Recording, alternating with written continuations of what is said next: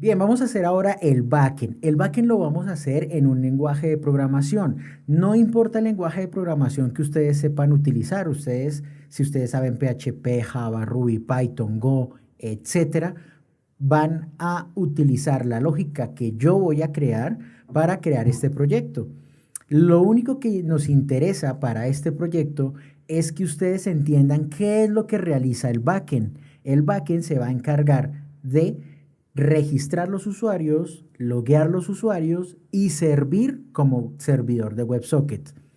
La lógica que yo voy a utilizar la pueden utilizar en cualquier lenguaje de programación. Entonces ustedes deciden el lenguaje de programación que vayan a utilizar en el backend. Tampoco vamos a utilizar persistencia de datos para el registro de los usuarios. Esto es para no hacer más largo el proceso del backend y que de pronto se nos vaya una clase más solo explicando cómo almacenar los datos en una base de datos. No es el objetivo de este curso.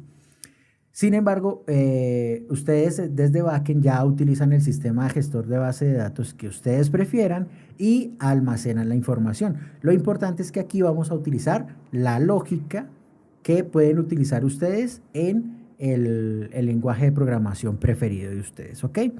Bien, entonces lo que vamos a hacer aquí es lo siguiente. Voy a crear un proyecto en backend, como les decía, es el lenguaje Go, que es mi lenguaje favorito. Y voy a comenzar creando un archivo main, el archivo principal. Y en esta función main, que es la función principal, la que va a iniciar todo nuestro servidor, voy a llamar una función que se va a llamar start server. ¿Ok? Esa función no la he creado, obviamente, pero voy a crearla en otro archivo para que se vean limpiecitos los archivos. Entonces, el archivo que voy a crear en este momento se va a llamar start.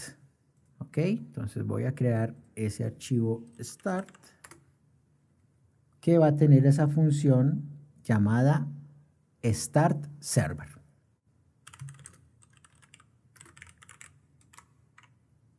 ¿Ok? Esta función start server, ¿de qué se va a encargar? Se va a encargar de levantar un servidor web que nos va a permitir servir las API y servir el servidor de WebSocket, valga la redundancia. Entonces voy a comenzar creando acá, voy a utilizar una librería de Go que es muy famosa, muy utilizada, muy linda realmente, que nos permite crear servidores muy rápido.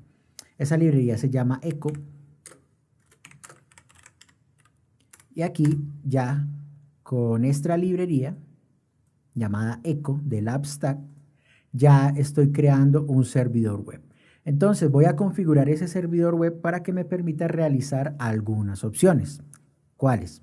Primero voy a utilizar unos middleware que me permitan registrar los logs de la aplicación, que me permitan recuperar la aplicación si es que existe algún problema, es decir, si la aplicación se cae, que automáticamente se levante. Y algunos middleware como lo que hablábamos en la clase de APIs y WebSocket, donde hablábamos de los cores, donde recordemos que los servidores web, por seguridad, no permiten realizar peticiones a un servidor, a un dominio diferente. Entonces vamos a permitir que el navegador haga peticiones a nuestro dominio desde cualquier dominio, ¿vale? Para que no haya problemas. Entonces voy a registrarlos todos. El middleware de Logger, el middleware de Recover,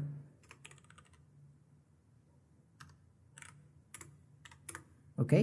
Entonces ya tenemos para loguear los eventos del servidor, el Recover para si se llega a caer la aplicación la levante, y vamos a configurar el CORS. El CORS CORS with config,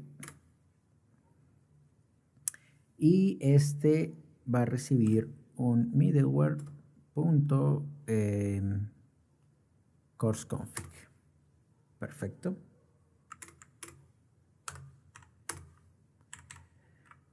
No necesito nada de esto. Bien, entonces él me dice, ¿desde qué dominios puedo permitir?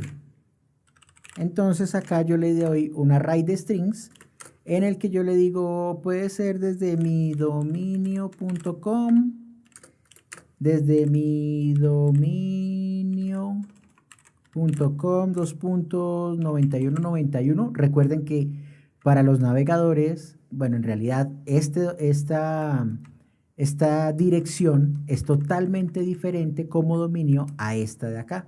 Es decir, este dominio de acá tiene un puerto, ya lo habíamos visto en el curso de APIs, que es el puerto 80 de manera natural o el puerto 443 por HTTPS. Pero en ocasiones necesitamos otros puertos o también necesitamos otros subdominios, por ejemplo, app.midominio.com. ¿Listo? Entonces aquí yo puedo registrar todos los dominios que voy a permitir que se conecten a nuestra web. Yo voy a hacer algo que no es para nada práctico, ni buena práctica, no lo hagan nunca en producción, pero para desarrollo es aceptable. Y es decirle, permítame cualquier dominio con el asterisco. Permítame absolutamente cualquier dominio. ¿Listo? No lo hagan nunca en producción porque los pueden atacar desde otros dominios. ¿Listo? Luego me dice que qué métodos puedo aceptar. Recuerden que tenemos varios métodos de HTTP, lo vimos en nuestras clases, entonces acá le voy a decir que me permita el método get. Yo lo puedo hacer así, get,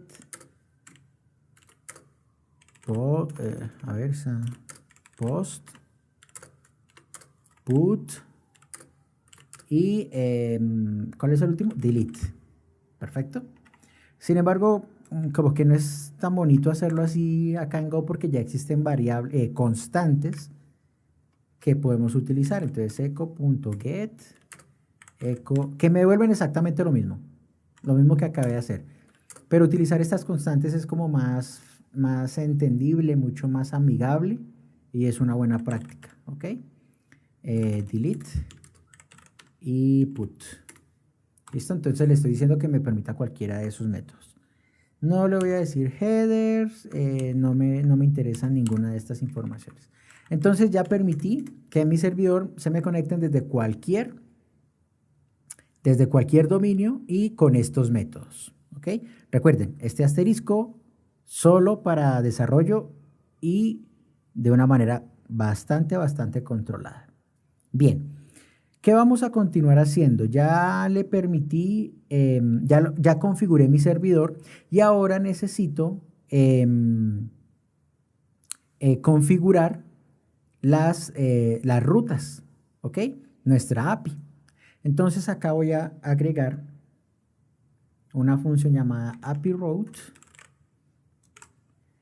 a la cual le voy a enviar mi servidor, que es la variable e, ¿ok? Voy a crear esa función acá para que sea bonita. Entonces, aquí lo que estoy recibiendo como parámetro es mi servidor.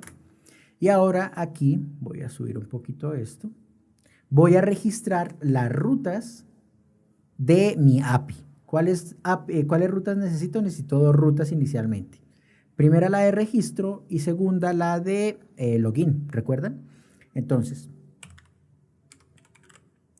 le voy a decir que por el método post me permita recibir peticiones a /API/versión 1/login, ¿sí?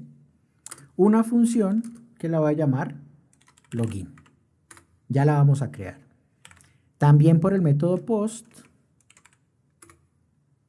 me reciba a la ruta /API/v1/register una función llamada register. ¿Ok? Entonces ya creé mis dos endpoints a los que voy a hacerle la petición, una para el login y otra para el registro. Esto no es obligatorio, es decir, yo puedo quitar esto y hacer las peticiones así, ¿verdad? Pero es buena práctica versionar nuestros endpoint, porque resulta que más adelante puede que el login haya cambiado y yo necesito tener la versión anterior y la versión actual. Entonces lo que podría hacer yo sería e.post a /API /versión 2 /login, ¿cierto? Login versión 2, ¿vale? Entonces es buena práctica hacer eso para que en las APIs ustedes puedan versionar su endpoint, ¿vale?